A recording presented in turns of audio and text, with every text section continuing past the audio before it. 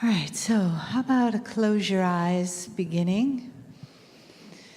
Taking a nice full breath into the body and letting it out with a big sigh.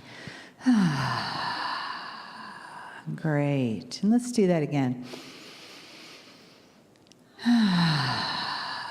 Good. So just letting your body relax into the chair and the energy move into your body with each breath. A little more slowly, a little more softly. Breathing in, breathing out. Settling in your chair.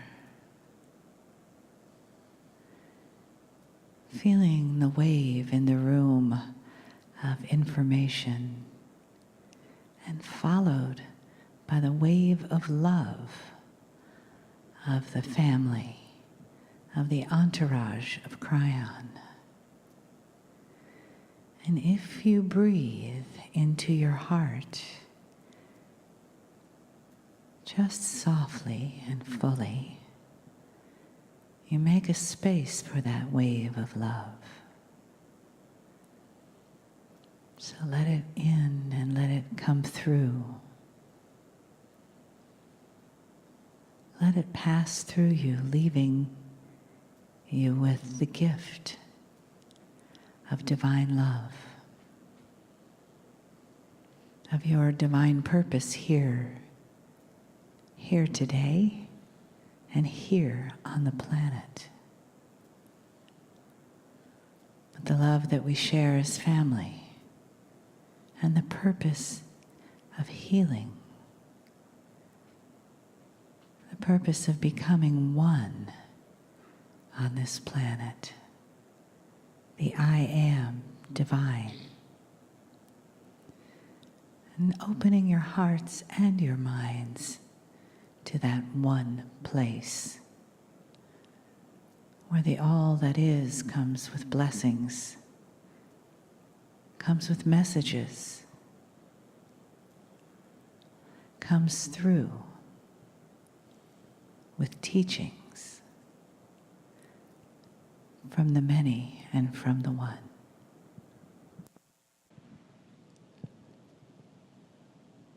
Greetings, dear ones. I am Kryon of Magnetic Service. It is the beginning of the day, and a time when I would give a brief message to all those listening. Often the beginning channel is one that challenges you with belief. What are you hearing now? Are you hearing the human, or is it above that? And that is always the perception, the choice of all who are here. Consciousness has always been the key to the answer to that question. The consciousness that sees perhaps linear things and sees this as impossible, or thinks above that, or has experienced the energy before and knows that what is being presented does not come from the man in the chair. And then you would say, well, where does it come from? And that is difficult, because where does not relate in a multidimensional field, or in the talk that you would have outside of your dimension. There is no where. Instead, you would like to say perhaps what. Even that is hard, because what would indicate a singular thing that has purpose and a name and shape, and it doesn't necessarily work either. Would you please define love? Where is it? What is it? And you would struggle for a month. How many books have been written describing the power, the beauty, the influences of love? The answer is that it is everything. It can be everywhere. It's not even spoken, it's in the eyes. It's a multidimensional thing between humans, between child and human, between you and an animal, and back. It's indescribable. It is not where is love. It just is. And that is what you're hearing. The creative source is far beyond the box you think you wish to define. It is not something that is unusual, dear human being. You live in the box because that is the way of it. You must be linear because that is the way of it. But then there are the variations. I'll call this small channel the man in the box. And we talk about a man who represents all humanity, who lives in a box, and it's a big one. We could even call him Woe if we wanted to, as we have many times, because Woe is a woman and a man. He's a Woe man. And if you ask Woe, he's very pleased with his box. Everything he needs is there. Woe, like most humans who grew up in survival, in having to do certain things, certain ways in order to accomplish life in general, who obeyed his parents, who did what he was told, went to school, learned what they had to give him, which was linear.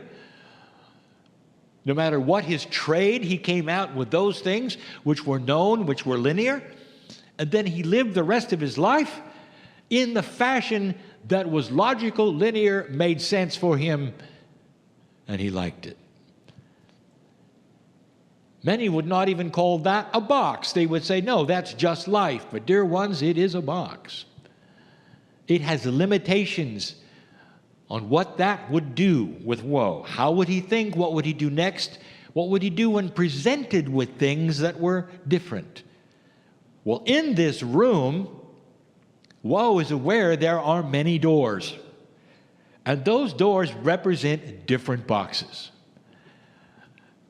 And he also knows, as the linear man he is, that if he goes through the door, he will then have another box. Slam the door, he will be in that box. And the box is often called religion, or culture, belief. And it would change his paradigm of consciousness and thinking.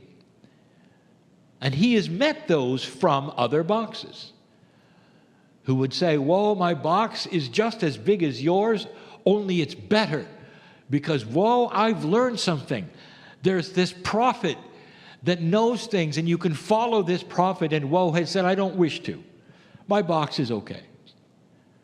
Door after door, he would meet people from the different boxes would say, this is a better life than you have because we've got something to follow you don't have. And Woe says, I'm happy with myself. Door after door. It seemed like the longer he lived, the more doors they were, and some of them seemed absurd. Woe was happy where he was. And then he met someone who said, Woe, I've got a box. And that's a little different. And Woe said, and which door are you? And he said, well, this box doesn't have a door. And Woe said, doesn't have a door? How can I get from my box to your box? And shut the door. And the man said, well, that's just the point. You don't shut the door. You see, my box is incorporated in your box. It makes your box get bigger. It gives you extra senses that you don't have now about who you are and the love you might have inside and perhaps even where you came from. And Woe said, let me get this straight. There's no door. I can't get there. It's going to make my box bigger, and I'm going to think differently. And the man said, that's correct. Woe didn't think much of this, but it intrigued him to have a bigger box. He made the jump and realized that gone was the linear. He didn't have to step through something and become something else. Woe got bigger in his belief, in his knowledge, in his joy. His box was added unto. It wasn't something you get in one and close the door and forget everything else you ever were. When woe became this, he said, show me more. There's got to be other boxes that will make this one even bigger. Now I'm intrigued because I'm doing better than I ever did in my life. I feel better. I have more joy. I'm living longer. And he says, is there another box? And now he wasn't talking to a man. He was talking to the voice that said, whoa, there is always a bigger box. In the love of God, you will find it if you search. There is no limitation on how big the box of the human can be. And it's up to the human being and their consciousness. No doors are involved. Like all things non-linear, they appear when the formula is correct. And the formula is higher consciousness. Is one that starts to understand and realize who they are, where they came from, and what they're here for. Where they start to relax and the chemistry of their body starts to change. And the box becomes so big they cannot even see the walls. This is the story of the man in the box, and it's the story of humans right now. Make no mistake, I am not giving you the story of humans that are going to step into metaphysics or New Age. I am giving you the story of humans who are starting to develop themselves, by themselves, and finding greater purpose themselves, who are becoming more peaceful, living longer, having joy in their life themselves, without a nomicker, without anything to hook to, without a prophet, without a doctrine. Because it's all there inside, and they're finding it, human after human after human, no matter what the culture, no matter what the language. And that is the story of this, the new human in the new world. Where are you? I'll be back. And so it is.